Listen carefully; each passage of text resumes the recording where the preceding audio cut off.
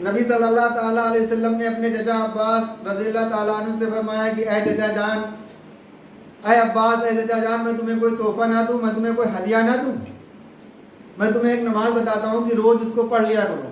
روز نہ پڑھ سکو تو ہفتے میں ایک بار پڑھ لو، ہفتے میں نہ پڑھ سکو تو مہینے میں ایک بار پڑھ لو، مہینے میں نہ پڑھ سکو تو سال میں ایک بار پڑھ لو، اور سال میں نہ پڑھ سکو تو اپنی پوری زندگی میں ایک مرتبہ پڑھ لیا کرو۔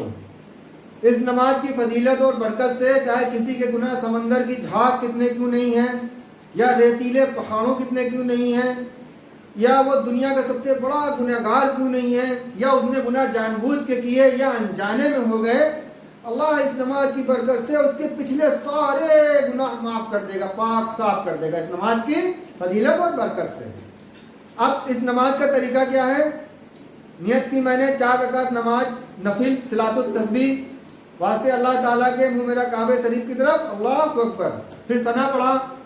ثنا پڑھنے کے بعد یہ کلمات پڑھے، سبحان اللہ والحمدللہ ولا الہ الا اللہ واللہ اکبر، 15 مرتبہ ان کلماتوں کو پڑھا۔ پھر سورہ فاتحہ پڑھا، پھر ایک آیت اور کوئی لگائی، سورہ لگایا، ایک سورہ اور پڑھا، پھر 10 مرتبہ اس کلمات کو پڑھا، پھر رکوع میں گئے، رکوع کی تسبیح پڑھا، پھر 10 مرتبہ یہ کلمات پڑھے، پھر رکوع سے کھڑے ہوئے، کھڑے ہو کر کے 10 مرتبہ یہی کلمات پڑھے، پھر سجدے میں گئے، سجدے کی تسبیح پڑھا 10 مرتبہ، سجدے میں ہی یہی کلمات پڑھے، پھر سجدے سے بیٹھے، اچھے سے بیٹھ لیے، اور پھر 10 مرتبہ یہی کلمات پڑھے، پھر سجدے میں گئے، سجدے کی تسبیح پڑھا، پھر 10 مرتبہ یہی کلمات پڑھے۔ اس طریقے سے آپ 75 مرتبہ ایک رکعت میں کلمات پڑھیں گے۔ ایک رکعت میں 75 مرتبہ یہ کلمات ہوئے، 4 رکعتوں میں 300 مرتبہ ان کلمات کو پڑھنا ہے۔ فضیلت میں نے آپ کو بتا دی، طریقہ یہی ہے۔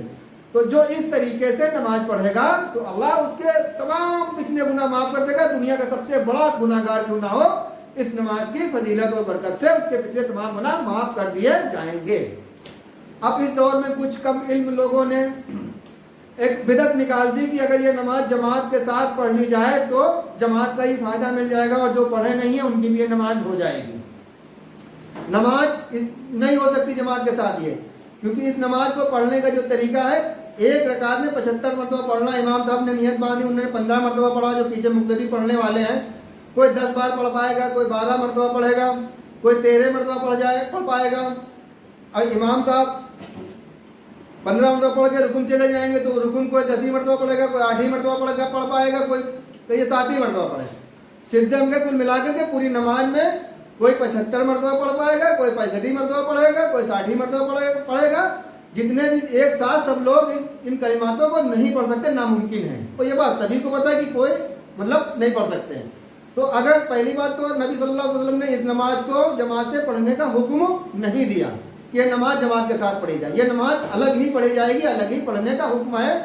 نہ کسی صحابہ اکرام رضی اللہ تعالیٰ عنہ نے اس نماز کو جماعت کے ساتھ پڑھا، نہ حکم دیا، نہ کسی اللہ کے ولی نے اس نماز کو جماعت کے ساتھ پڑھا۔ یہ بدعت پھیلائی گئی ہے، اور اس بدعت سے نافرمانی سے بچنا چاہیے سب مسلمانوں کو۔ نبی صلی اللہ علیہ وسلم کی نافرمانی کرنے سے بچنا چاہیے۔ اس پر ہم ایک حدیث آپ کو سنا رہے ہیں۔ اے قرآن حدیث پڑھنے والوں، تم اگر قرآن و حدیث پہ نہ جمو گے، ادھر ادھر دائیں بائیں راستہ لوگے تو بھی گمراہ، بہت ہی بڑے گمراہ۔ صحیح بخاری حدیث نمبر 7282۔ اور جو میں نے نماز کی حدیث بتائی ہے ابو داؤد 1297، جو یہ صلاۃ التسبیح کی نماز کی جو حدیث ہے، اور بھی کئی کتابوں میں یہ حدیث آئی ہے۔ تو اللہ اور اس کے رسول کی نافرمانی سے بچنا چاہیے، اور یہ جو نماز ہم محنت کریں گے انشاءاللہ تعالیٰ، پڑھیں گے تو جو طریقہ اللہ اس کے رسول نے فرمایا ہے، بتایا ہے پڑھنے کا، اس طریقے سے پڑھیں گے تبھی ہمیں اس کا انعام مل پائے گا۔ اگر اس طریقے کو فالو نہیں کر پائیں گے تو نماز پڑھنے کا ثواب نہیں ملے گا، ہماری صرف اور صرف محنت ضائع ہوگی، اور ہم بدعتوں میں بھی مبتلا ہو جائیں گے، نبی صلی اللہ علیہ وسلم کی جانے انجانے میں نافرمانی بھی ہوگی۔ تو انشاءاللہ تعالیٰ اس نماز کو پڑھیں، اور اس نماز کی جو فضیلت ہے، جو برکت ہے، جو اس کا انعام اللہ ہمیں دینے والا ہے، اس کا انعام ہم اپنے نامہ اعمال میں درج کرائیں، اور بدعتوں اور فتنوں سے بچیں۔ جو کم علم لوگ ہیں بتاتے ہیں کہ نہیں نفلی نماز پڑھی گئی ہیں، تو وہ جو نفلی نمازیں پڑھی گئی ہیں جماعت کے ساتھ، ان نمازوں میں کوئی شرط نہیں رکھی گئی ہے۔ ان نمازوں میں نبی صلی اللہ علیہ وسلم نے نفلی نماز پڑھ رہے ہیں، کچھ صحابہ آئے اپنے پیچھے شامل ہو گئے، کہ ان میں کچھ شرط نہیں تھی، اس میں صرف یہ ان نمازوں میں ہے کہ امام کی اطاعت کرنا، اس نماز میں آپ کو امام کی اطاعت نہیں کرنا. امام کی اطاعت کے لیے نہ تو نبی صلی اللہ علیہ وسلم نے فرمایا ہے، اور نہ امام کی اطاعت سے یہ نماز ہی نہیں ہو پائے گی، کیونکہ امام صاحب جلدی پڑھ لیں گے، مقتدی بعد میں پڑھیں گے. اس میں سب کو کلمات پڑھنا ہی پڑھنا ہے. تو اس میں امام کی اطاعت نہیں کرنا ہے، اس میں خود سے پڑھنا ہے، تبھی یہ عبادت قبول ہوگی. امام کی اطاعت سے یہ عبادت قبول نہیں ہوگی، اور یہ نبی صلی اللہ علیہ وسلم کی نافرمانی بھی ہو جائے گی.